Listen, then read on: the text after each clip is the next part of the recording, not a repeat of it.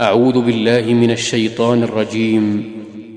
قالوا ادع لنا ربك يبين لنا ما هي إن البقرة تشابه علينا وإنا إن شاء الله لمهتدون. قال إنه يقول إنها بقرة لا ذلول تثير الأرض ولا تسقي الحرث مسلمة لا شية فيها.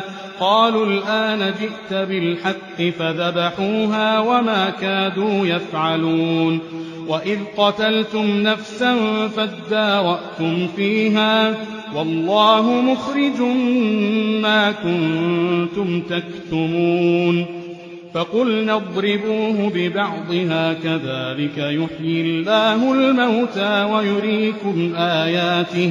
ويريكم آياته لعلكم تعقلون.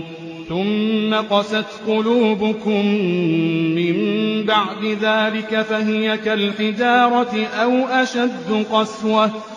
وإن من الحجارة لما يتفجر منه الأنهار وإن منها لما يشقق فيخرج منه الماء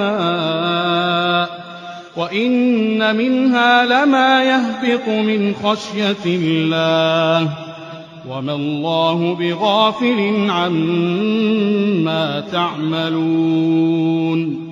أفتطمعون أن يؤمنوا لكم وقد كان فريق منهم يسمعون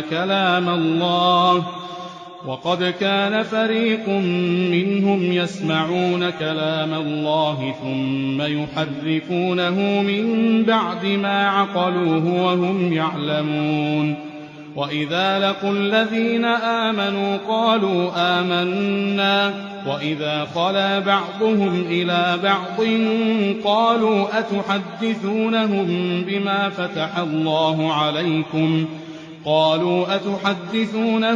بما فتح الله عليكم ليحاجوكم به عند ربكم أفلا تعقلون.